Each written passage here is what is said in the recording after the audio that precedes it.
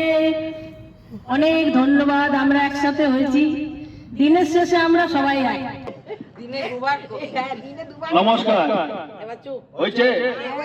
সবাই একদম চুপ করে শুনবেন, একদম বিরক্ত করবেন না। এবার মঞ্চে পরিবেশিত হতে যাচ্ছে একটি সংক্ষিপ্ত শ্রুতি নাটক।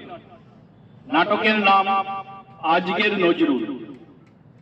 নাটকটির মূল থিম আজকের দিনে নজরুলের প্রাসঙ্গিকতা ও তার সৃষ্টি।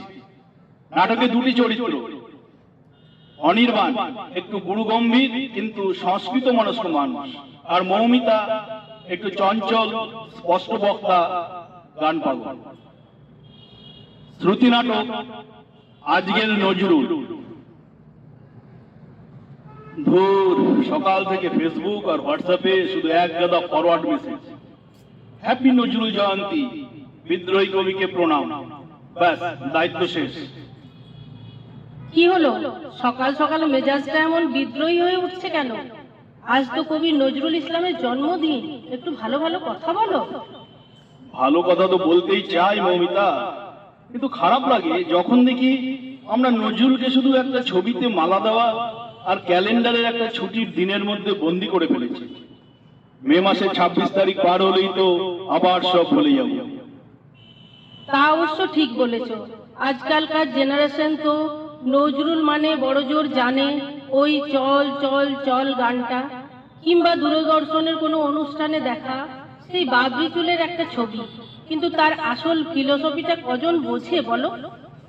সেটাই তো দুঃখে। অথচ ভেবে দেখো, আজ থেকে 100 বছর আগে একটা মানুষ লিখে গিয়েছিলেন, হিন্দু না ওরা মুসলিম, ওই জিজ্ঞাসে কোনজন, কান্ডারি বলো ডুবিছে মানুষ সন্তান মোর মা। আজকের দিনে দাঁড়িয়ে এই লাইনটা কত বড় সত্যি ভাবা যায়। একদম, শুধু কি দেশাত্মবোধ, সমাজের এই যে জাত পাত, উঁচু নিচু আর ধর্মের ভেদাভেদ, এর বিরুদ্ধে নজরুলের মতো করে বুক চিতিয়ে আর কে দাঁড়িয়েছে? তিনি যখন লেখেন পুজিছে উপাধি পণ্ডিত দল, চুষিছে গ্রন্থকৃত, মানুষের বুকে এক ফোঁটা রক্ত দিতে পারে যারা ভিট, তখন মনে হয় এ তো আজকের সমাজেরই ছবি। একদম তাই।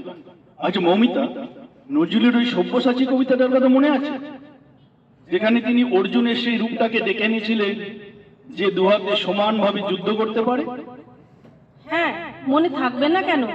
কাজী সব্যসাচীর গলায় সেই অমোঘ আবৃত্তি শুনলে আজও গায়ের লোম খাড়া হয়ে যায়। ওরে ভয় নাই আর দুলিয়া উঠেছে হিমালয় চাওয়া প্রাচী, গৌর শিখরে তুহিন ভেদিয়া জাগিছে সব্যসাচী। চমৎকার। সত্যি, নজরুলকে বুঝতে গেলে তার এই শক্তিটাকে বুঝতে হবে। তিনি শুধু প্রেমের গান লেখেননি, তিনি আমাদের লড়তে শিখিয়েছেন। এই যে আমাদের চারপাশের এত অন্যায়, এত দুর্নীতি, এর মধ্যে তরুণের দল পথ হারাবে না যদি তারা নজরুলের বিদ্রোহী তেজটা নিজেদের মধ্যে ধরে রাখতে পারে। কিন্তু নজরুল কি শুধু চড়াসুরের বিদ্রোহ?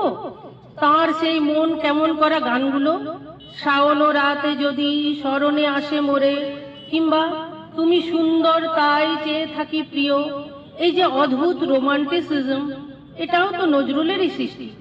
ঠিক ধরেছ। এক হাতে রণতুর্য আর অন্য হাতে বাঁশের বাঁশরি, এই সামঞ্জস্য শুধু নজরুলের পক্ষেই সম্ভব ছিল।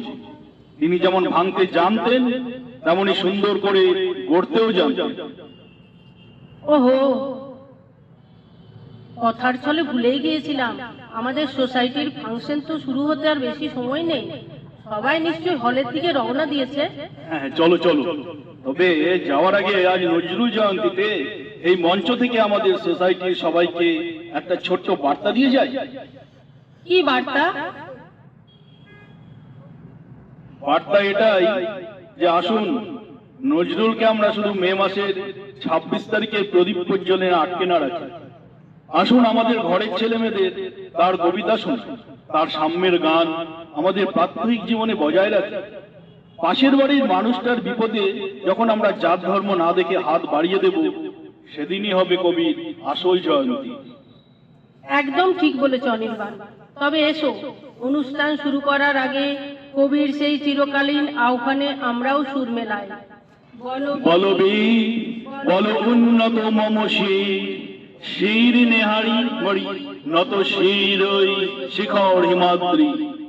চল চল চল ঊর্ধ্ব গগনে বাজে মাদল, নিম্নে উতল ধরণী তল, অরুণ পাতের তরুণ দল। চল রে চল রে চল, চল চল চল